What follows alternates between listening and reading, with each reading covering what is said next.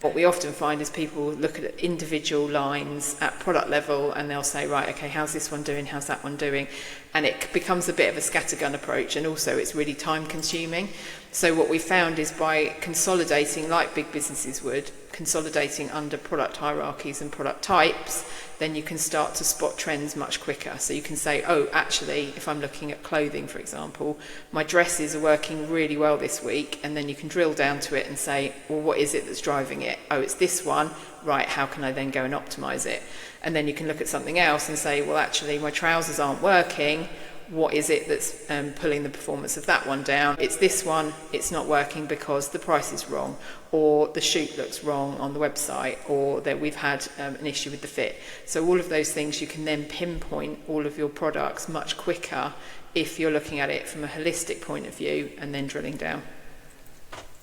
It becomes a bit of a runaway train, and they get to a certain point and you're like, oh, now I've got to do all of the things and I should be looking at this, that and the other, and they don't really know how to start. So that's where we often come into businesses and go, right, we're not going to take it over and suddenly make it into a really corporate high street brand or anything.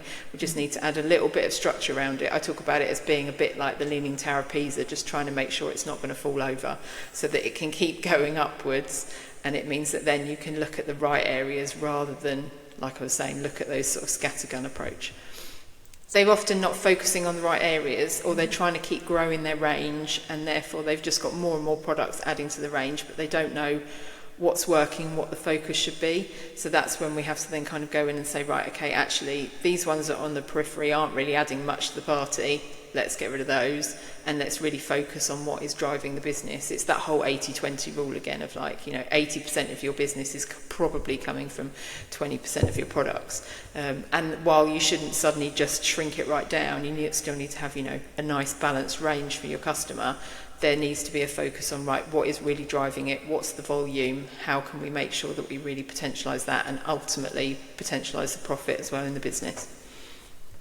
Start grouping those products, so making sure that it doesn't necessarily have to follow what's on your website. So you might have your website set up because your customer shops in a certain way. That's absolutely fine. It doesn't have to align with how you're reporting and interrogating your data and then taking that into planning. So look at it how it feels logical to you. It might be that you do it by product category. So for example, clothing's an easy one where it's like, dresses, trousers, tops, great. You can sort of put those under the right categories. But they need to be meaningful categories. If you need it, subcategories sometimes as well, so that you can then say, right, these are my groups of products. This is what I'm looking at from my whole range. I've got a brand as well. As well as a top tip. I've got both. It's amazing. With our socks, Sarah, so we've got about 100 designs. Definitely have that kind of like 80-20 rule, like you kind of described. And we've only recently started. We kind of segmented everything into A, B, C sellers. Did that maybe last year. Groundbreaking for us. But then now this year, we've actually moved to like kind of months coverage as our way of like determining, okay, how much stock am I going to hold between my A's and what stock goes into A, B, and C's. My problem is that I've got probably like 50% of products that are just duds. And so we've now kind of identified that. My current thoughts are we're going to do a sale on those kind of like bottom. Mm-hmm. What do you kind of recommend in that instance? Like, I don't want to lose 50% of my product line, but equally it's just killing me on my storage costs, for example. That's the problem, because then that is just tying up the cash flow, so you need to be able to release it off. So you can, I think it's not a problem to focus in on the volume lines that you've got, because we've obviously got key lines in the business that are working really well. I think look at it in terms of a staggered approach. Some of those are going to be far worse than others.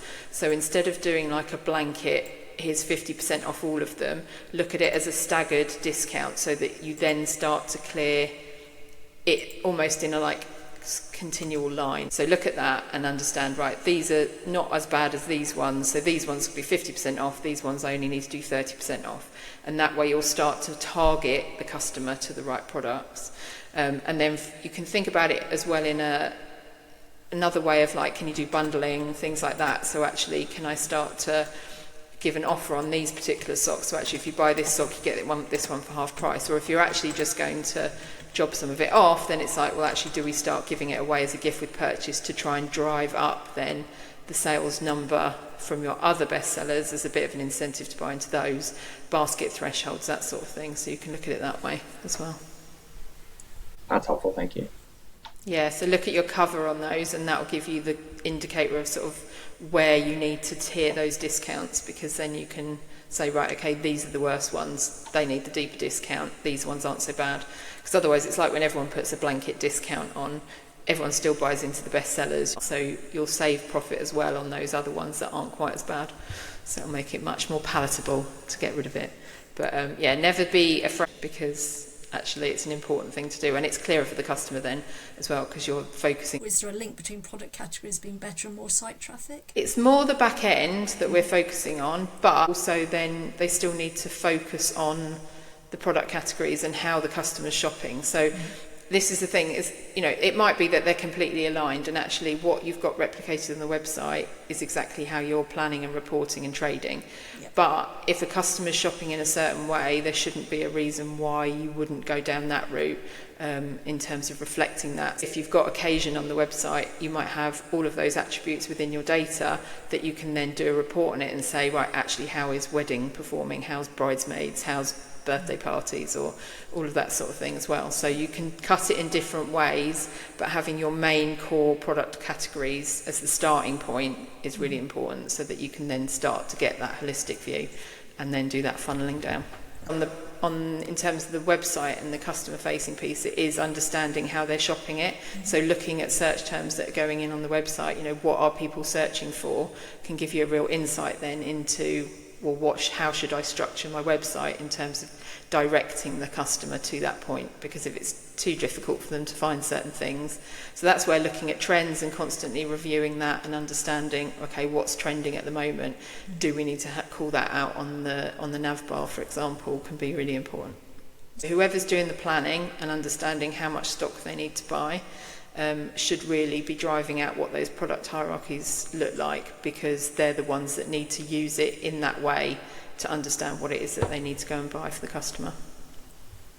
Then is it an ongoing process once they've actually set it? So it becomes that whole best practice piece that we try and put in place for people, that they then make sure that every time they're setting up a product, it's getting all of those categories assigned. If you're putting attributes in there, making sure that's in there as well, so that then it's that usual thing of, you know, if you're not putting the right information in, you're not going to get the right information out in the polite form. So it's, you know, making sure that it is consistent across the business, and there's no reason why you can't re-look at it, but ideally what you don't want to be doing, I think it's important though to, if it's in a real mess, you're better off just reclassifying it.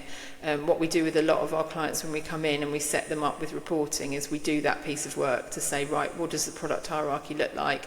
And then we'll do some data cleansing and say, right, okay, this is what that should be sitting under, and then we'll retrospectively look at the history if we need to. But moving forward, it's important that we've got it in the right places. So once you get an understanding of what products you have, and then making that available to the customer through the website to answer that question originally, what we found is about that question around like demand generation versus demand capture. And what we found with we've got near 100 designs now, and we've got a lot of products focused on different animals. We weren't capturing that demand on animal particular socks because we didn't have that information in the mega menu, and that just making that available to people. Action all page is still our best page, but there's people coming from Google where we've kind of, that demand has been captured, and they've searched for, like, you know, maybe not a red squirrel sock, but our squirrel socks.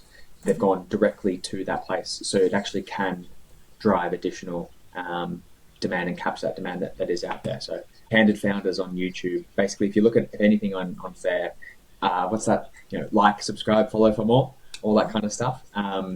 So yeah, check us out. But basically, we started Candid Founders and Their Kind because we wanted to donate profits from our socks to the animal in the sock. And we thought, do we want to start a charity or do we want to start a business? And we thought, there's heaps of charities out there. Why not a business that's helping over 40 different charities around the world? And we started Candid Founders off the back of that to just kind of share all of the benefits that we've received by doing donations as a part of our product model. So it's all fair. And we went from 0 retailers to 1,000 retailers. And so we started telling everyone about it through Candid Founders.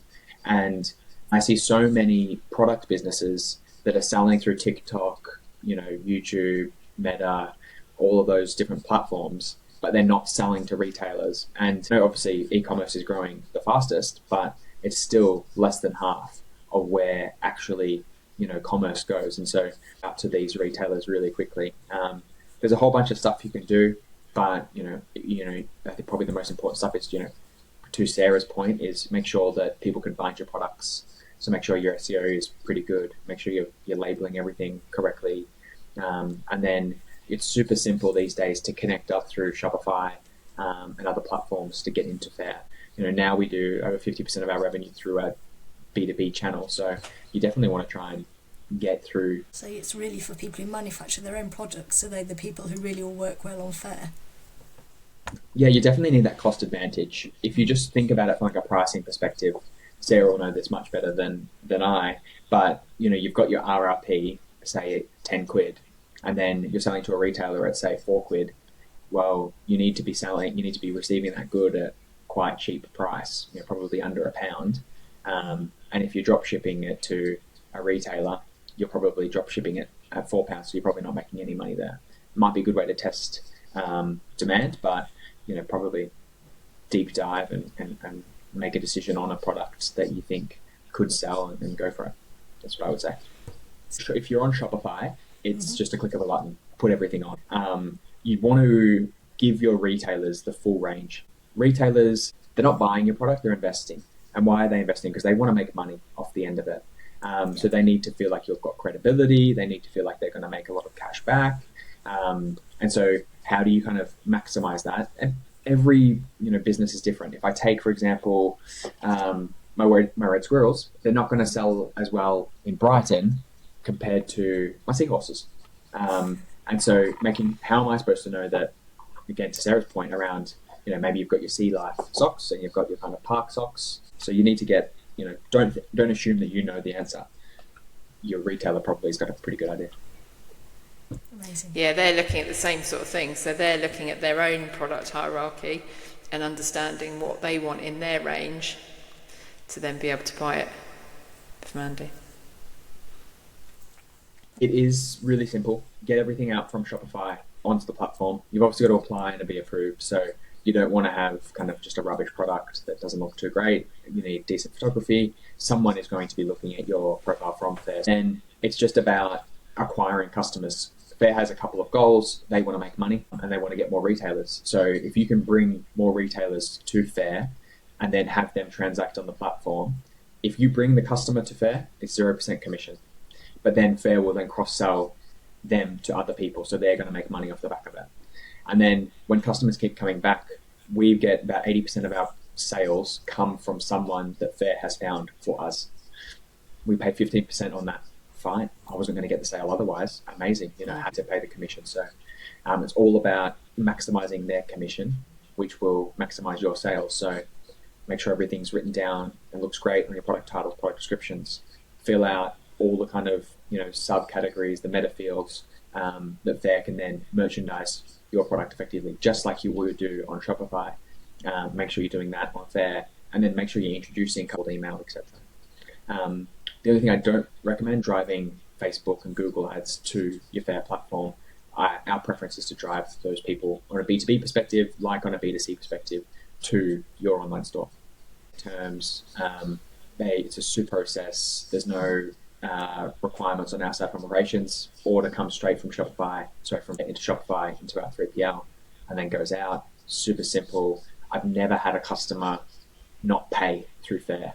That's crazy. 1,000+ retailers and some retailers, but there are specific niches that work better in different areas. So, for example, in the US, for food and beverage, there's Mabel. They're still doing really well. So there are some niches where, for example, distributors are a really big piece because you're shipping a lot of volume and weight, like what cafes have because they're always getting milk. Just those kind of niches are being won still by some other players.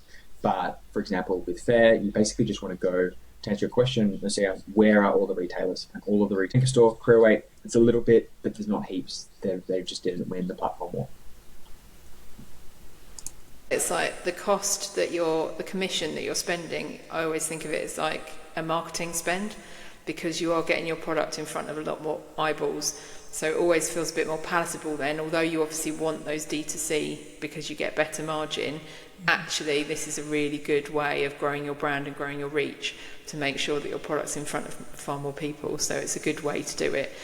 But like Andy was saying, it's making sure you've got your pricing right to make sure you've still got enough profit and margin in there to make sure that it is going to be workable for your brand. If you've got 50-60% initial margin, it's just not going to work. So you do need to make sure that you've priced your product correctly to make sure that you can make it work for you.